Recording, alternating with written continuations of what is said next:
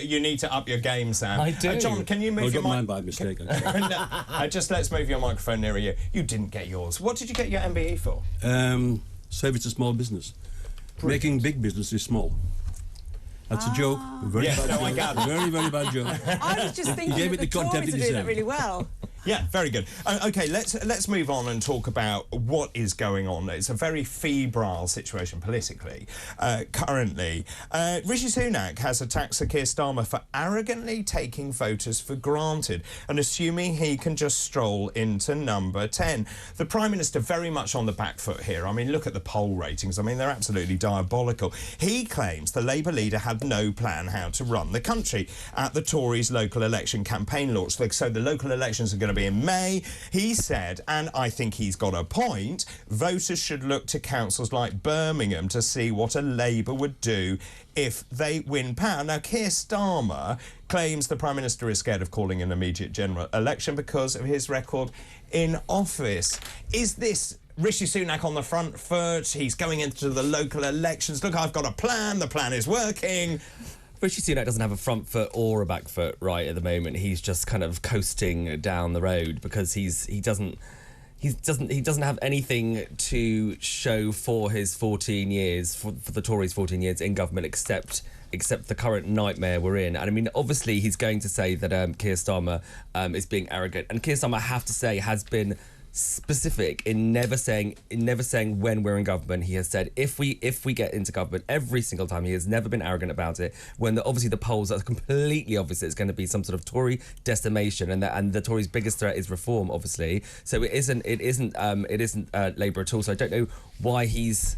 Well, I obviously do know why he's attacking Keir at this point, but arrogance certainly isn't something that's anything to do with it. I don't know if you saw the interview with Keir Starmer. He's very much trying to be a little less robotic and trying to be more of a man of the people. He did a big interview for the Sun TV, which was the other day. Do you think he's arrogant?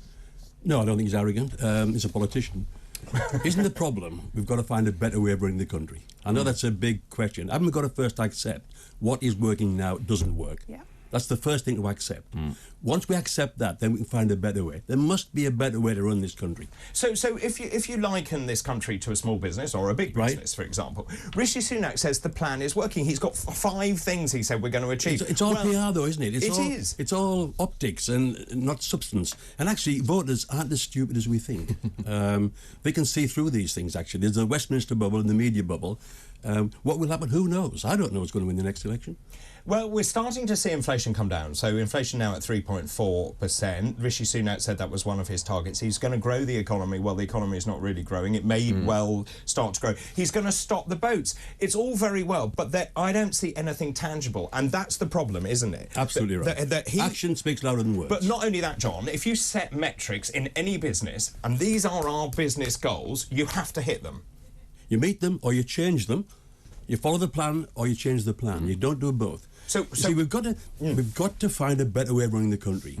You know, this country's doing very, very poorly, which is good news, really, because if we get some decent leadership, we can have a good country.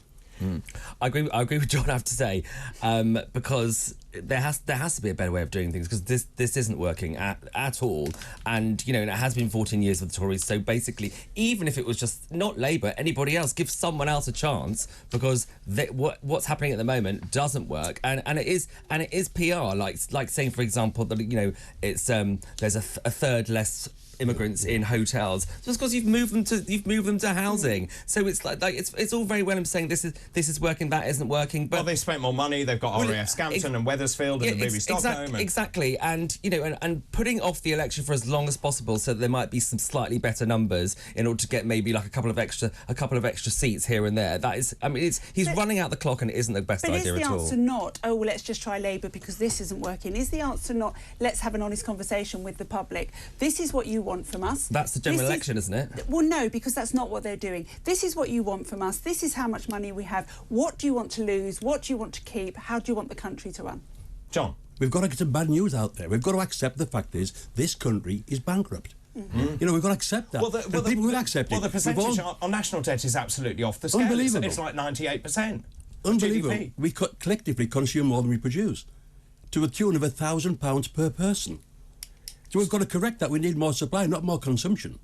I would live with a recession. Let's get the balance right. We need more manufacturing. We need to make things that we consume. And also this goes back to the issue of being far too reliant on China, on hostile powers, and it's so easy to import cheap goods, but actually we need to broaden our manufacturing Face reality. base. We've got to face reality. We've got to match our consumption with our production. There's too many people don't need to work.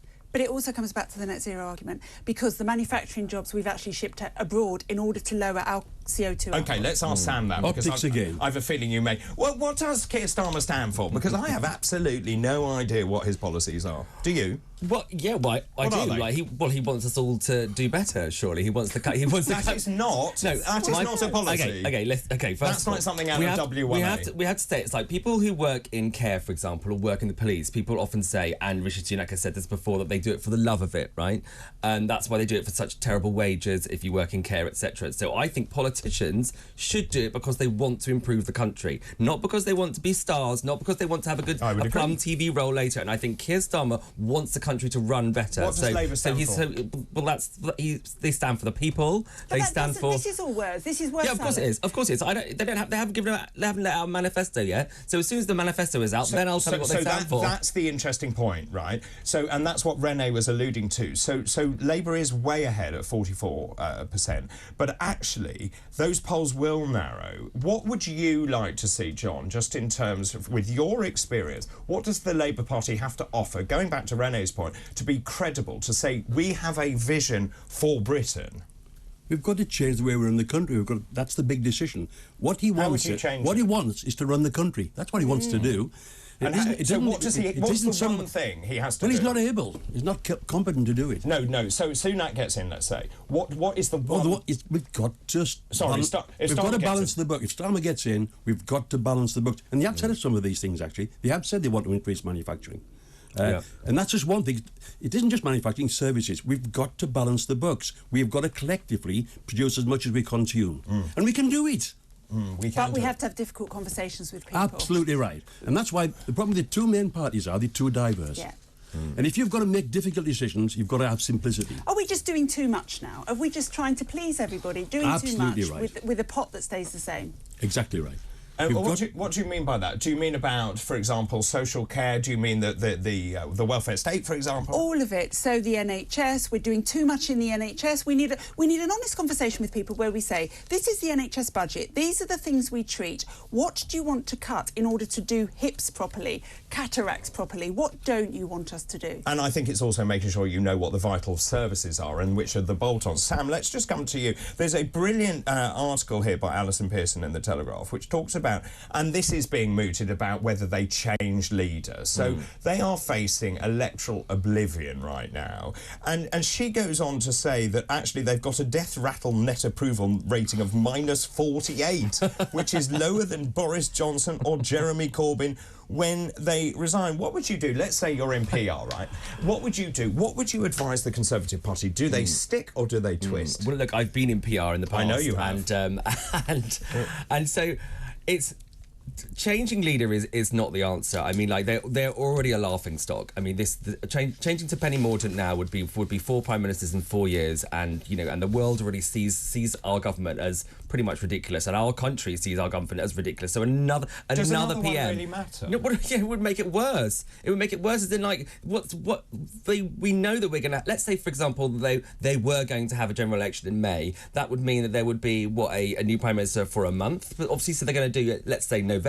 So we're going to have a new prime minister for 6 months. Penny Mordaunt won't even be able to get her feet under the table by then. Good. I don't want her under the table. Well, you may not. There are other people in there, Kemi Badenoch, for example. And John, also, what's your view, particularly, and it is interesting, and I will say this, won't I? When you look at the latest YouGov polls, Labour, this is from yesterday or the day before, Labour on 44, Conservatives dropped to 19, Reform UK now at 15%, 4 points behind the Conservative Party. I have never seen an ascendancy like that. And that is also replicated in the Red Wall, that very important heartland, and they are turning, these are people who may have voted Conservative for the first time, they are turning to Reform UK, which the media don't like at all and are calling them far-right party. They're not a right-wing party, and I know that.